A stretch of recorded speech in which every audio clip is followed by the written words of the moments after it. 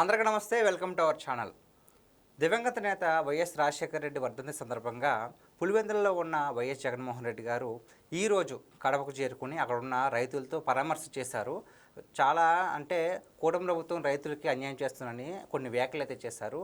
So దీనిపైన మనతో పాటు చర్చించడానికి ఉన్నారు టీడీపీ అధికార ప్రతినిధి విద్యాసాగర్ గారు. సార్ నమస్తే అండి. నమస్తే అండి. సార్, ఈరోజు దివంగత నేత వైఎస్ రాజశేఖర రెడ్డి గారి వర్ధంతి సందర్భంగా పులివెందుల్లో కార్యక్రమాన్ని ముగించుకుని దాని తర్వాత కడపకు చేరుకొని అక్కడ ఒక గ్రామంలోని రైతులు పరామర్శించారు. మరి ఆయనకి ఎలాగ సమాచారం వెళ్ళింది, నిజంగా కూటమి ప్రభుత్వం అన్యాయం చేస్తుందో లేదో తెలియదు, కానీ ఈయన వెళ్ళి అక్కడ ఉన్న ఉల్లి రైతులకు అలాగే అరటి అదేవిధంగా బత్తాయి రైతులకు అన్యాయం జరుగుతుందని చెప్పేసి గట్టిగా వ్యాఖ్యానించడం జరుగుతుంది. దీని మీద మీ అభిప్రాయం ఏంటి? అసలు ఆయన రైతుల గురించి మాట్లాడడం అంటేనే కొద్దిగా ఇబ్బందికరమైనటువంటి పరిస్థితి.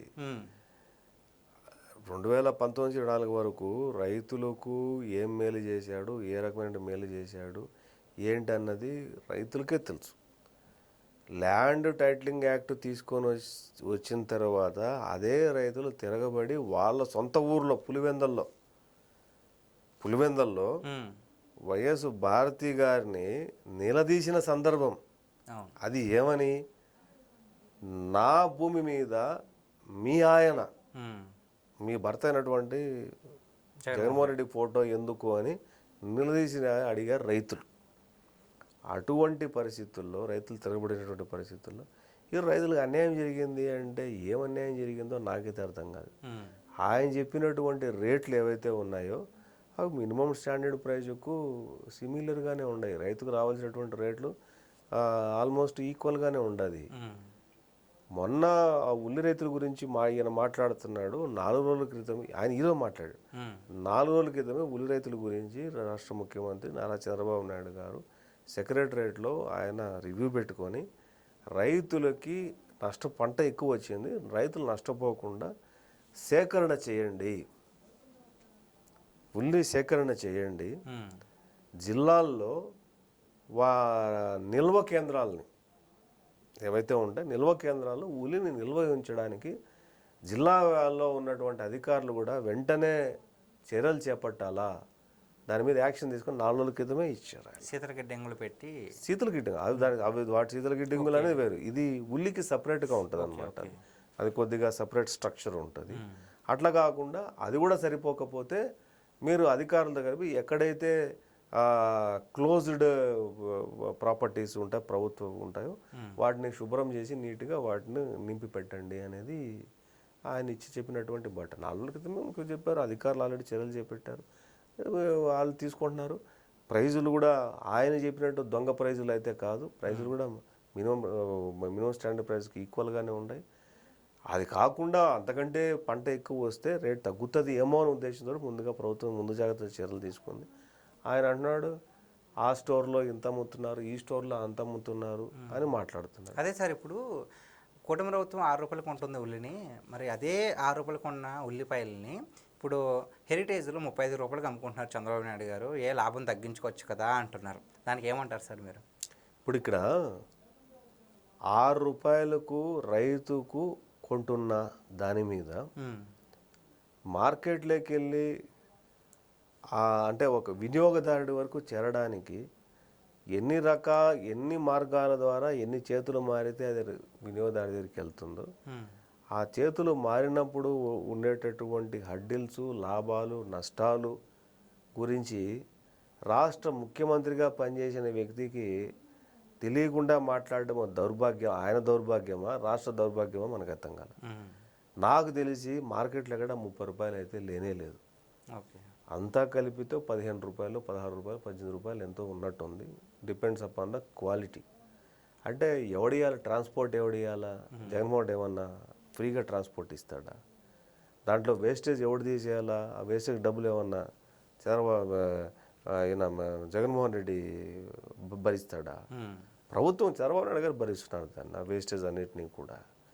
దాని తర్వాత అది హోల్సేల్ దగ్గరికి పోయినప్పుడు హోల్సేల్లో పనిచేస్తున్న వ్యక్తులకు హోల్సేల్ పెట్టుబడి పెట్టినాడు, మళ్ళీ రీటైల్ నుంచి వినియోగదారుడు. ఇక్కడ నుంచి ఇదంతా కూడా ఇది సిస్టమ్.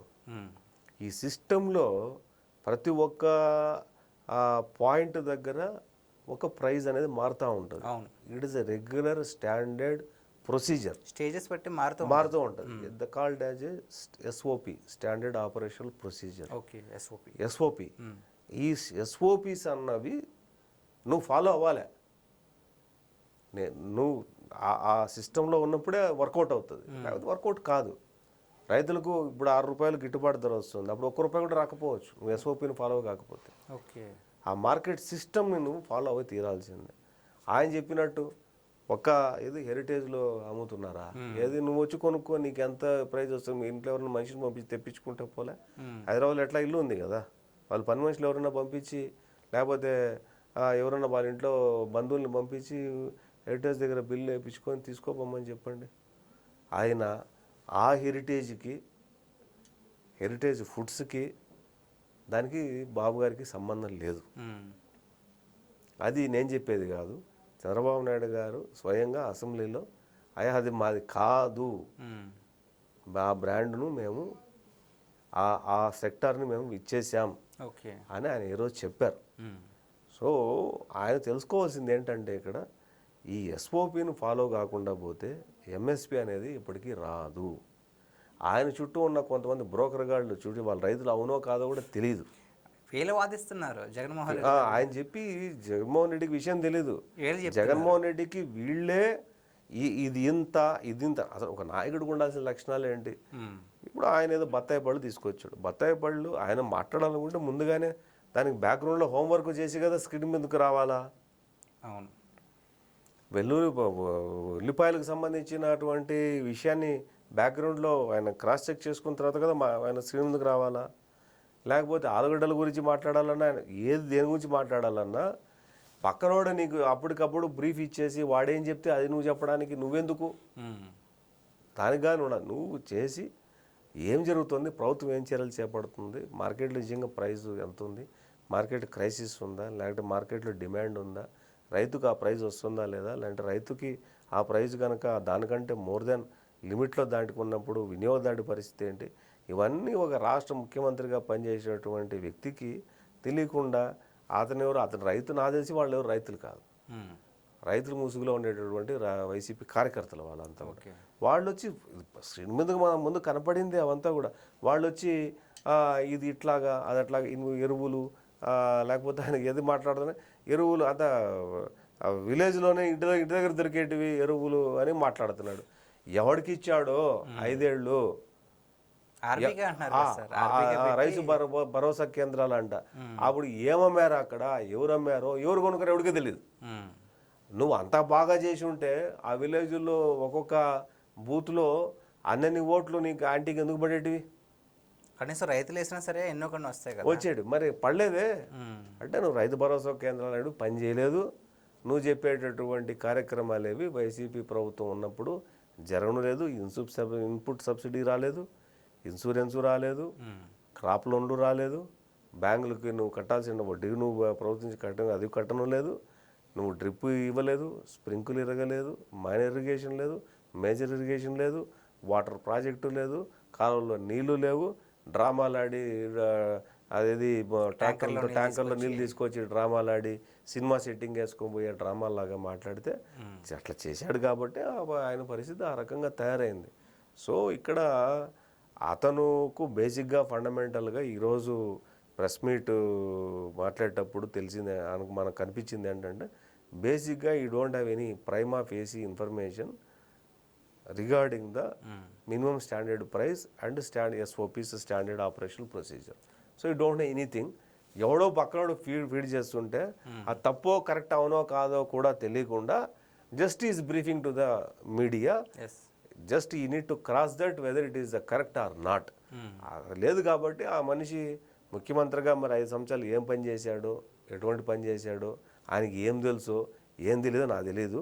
నేను అనుకోవటం అతనికి తెలిసింది ఏంటంటే స్కీముల పేరు మీద స్కామ్లు ఎట్లా చేయాలా, ప్రజల్ని ఎట్లా మోసగించాలా, ప్రజల్ని ఎట్లా బానిసలుగా చేసుకోవాలా, ప్రజల్ని ఎట్లా నీ కింద ఎప్పుడు దేహి అని ప్రార్థించాలా, ప్రజల్ని ఎట్లా నువ్వు హింసించాలా, ప్రజాస్వామ్యం లేకుండా పరిపాలన చేయటం అనేది ఎట్లా, మాట అంటే ఒక ప్రజాస్వామ్యంలో హక్కు అయినటువంటి వాక్ స్వాతంత్ర హక్కుని ఎట్లా హరించేయాలా, పోలీసుల చేత రాజ్యం ఎట్లా చేయాలా, నాకు తెలిసినంత వరకు అవి తెలుసు అతనికి. బట్ ఈ డోంట్ నో ఎనీథింగ్ పాలన ఎట్లా చేయాలనేది అతను నాకు తెలిసిన వరకు అతనికి ఏం తెలియదు. కాబట్టి అతని వ్యాఖ్యలను మనం పెద్దగా పట్టించుకోవాల్సిన అవసరం లేదు నేను అనుకుంటాను. ఓకే సార్, చివరికి ఒక్క ప్రశ్న. జగన్మోహన్ రెడ్డి గారికి అత్యంత ఆప్తులైన మిథున్ రెడ్డి గారు అరెస్ట్ అయినప్పుడు కూడా ఆయన పరామర్శ చేయలేదు. అలాంటిది మరి రైతుల్ని టార్గెట్ ఎందుకు చేస్తున్నారు సార్? ఎక్కడికి వెళ్ళినా సరే రైతులని నేను అక్కడికి వెళ్తున్నాను, ఆ రైతులకి వెళ్తున్నాను, కరెక్ట్గా రైతులను ఎందుకు టార్గెట్ చేస్తున్నారు? వాళ్ళకి సమస్యలు ఉన్నాయి కూడా తెలియట్లేదు కదా, ఎందుకు వెళ్ళి? మిథున్ రెడ్డి దగ్గరికి వెళ్తాడు, వెళ్ళకుండా ఉండడు. పరామర్శ కాదండి, వెళ్తాడు, మిథున్ రెడ్డి దగ్గరికి వెళ్తాడు. ఎందుకంటే ఆయన పరామర్శ దగ్గరికి కాకాని దగ్గరికి వెళ్ళినట్టున్నాడు, చాలా మంది దగ్గరికి వెళ్ళినట్టున్నాడు. మిథున్ రెడ్డికి ఇంకా వెళ్ళలేదు. అంటే ఆ మెచ్యూరిటీ లెవెల్స్, ఆ మెచ్యూరిటీ టైం రాలేదని నా ఉద్దేశము. అది వచ్చి బయటకు వచ్చి పిచ్చి పిచ్చి మాట్లాడడానికి టైం ఉంది అని అనుకుంటున్నాను నేను. వీళ్ళు నేరం చేసి పోయిన క్రిమినల్స్ అందరి దగ్గరికి వెళ్ళాడు కదా. అవును, మిథున్ రెడ్డికి వెళ్ళకుండా ఏం లేదు, వెళ్తాడు. కాకపోతే ఆ మెచ్యూరిటీ, వెళ్ళాల్సిన మెచ్యూరిటీ రాలేదు అని అతను ఫీల్ అవుతున్నాడు. కాబట్టి జనరల్గా వెళ్ళినట్లేదు. జనరల్గా ఏదైనా జరిగితే, ఇన్సిడెంట్ జరిగితే రాజకీయ నాయకుల లక్షణం ఏంటంటే వాళ్ళ ఇంట్లో వాళ్ళని పరామర్శిస్తారు, ఓదార్చడమో ఇట్లా ఏదైనా ఇట్లా జరిగింది మేము ఉన్నాం అనేది చెప్తారు అనమాట. ఇతను నేరుగా ఏం చేస్తే జైలుకి వెళ్తున్నాడు. జైలుకి వెళ్ళి మీరు అక్కడ చూసి ఉంటారు, నెల్లూరులో నల్లపురెడ్డి విషయంలో చూసి ఉంటారు. నల్లపురెడ్డి విషయంలో ఆ వీధిలోకి మిగతా సంసారాలంతా ఉండంగా ఇండ్ల దీంట్లోకి ఇతను ఆడు పోతే కావాలని చెప్పి జన సమీకరణ చేసి ఆ వీధిలో ఉన్నటువంటి మిగతా ఎవరైతే హౌస్ హోల్డర్స్ ఉంటారో వాళ్ళ గేట్లు ఇంచేసి వాళ్ళ ప్రాపర్టీలోకి వెళ్ళిపోయి వాళ్ళని ఇబ్బంది పెట్టి, పోలీసులను ఇబ్బంది పెట్టి, పోలీసులకి చెయ్యి ఇరిగిపోయి, కానిస్టేబుల్ చెయ్యి ఇరిగిపోయి, నల్లపురెడ్డి ఇంటి లోపలికి పోయి, ఇవన్నీ ఈ దరిద్రమైన కార్యక్రమాలు ప్రాక్టీసు జగన్మోహన్ రెడ్డికి ఉంటాయి. ఓకే, ఈ దరిద్రమైనటువంటి ఆలోచనలు. ఒక లేడీ ఎమ్మెల్యేని బూతులు మాట్లాడితే, చెల్లి వరుస అయితే మాట్లాడితే, అది మాట్లాడిన తప్ప ఒప్ప అనేది కూడా ఆలోచించుకోకుండా నల్లపురెడ్డి దగ్గరికి వెళ్ళి మా వాడిని హత్య చేసి ఉంటారు, మా వాడిని హత్య చేస్తారని మాట్లాడతాడు తప్ప నువ్వు మాట్లాడి మాట తప్పు అని దండన అనేది కూడా లేకుండా, it is because he's a one kind of ఏమంటారంటే ఆ నటోరియస్ నెగటివ్ యాటిట్యూడ్ ఉన్నటువంటి మనిషి అతను. సో ఆ మనిషి ఆలోచన మీరు అన్నట్టు ఇంతవరకు వెళ్ళలేదంటే వెళ్తాడు. బట్ ఎప్పుడు దాన్ని ఏ రకంగా రాజకీయంగా వాడుకోవచ్చో టైం చూసి జైలుకి వెళ్ళి పరామర్శించి బయటకు వచ్చి పిచ్చి పిచ్చి మాటలు మాట్లాడి. దీంట్లో ఈ పరామర్శలో ఏ రాజకీయం చూస్తున్నారంటారు? ఏ పరామర్శలు? రైతులను పరామర్శిస్తున్నారు కదా, ఏదో ఒకటి ఉండాలి, పబ్లిక్లో ఉండాలి. జగన్మోహన్ రెడ్డికి పబ్లిక్ మీటింగ్లోకి వచ్చి ఏదో ఒకటి మాట్లాడాలి తప్ప అందులో స్పెసిఫిక్గా అంటూ నాకేమనిపించలేదు.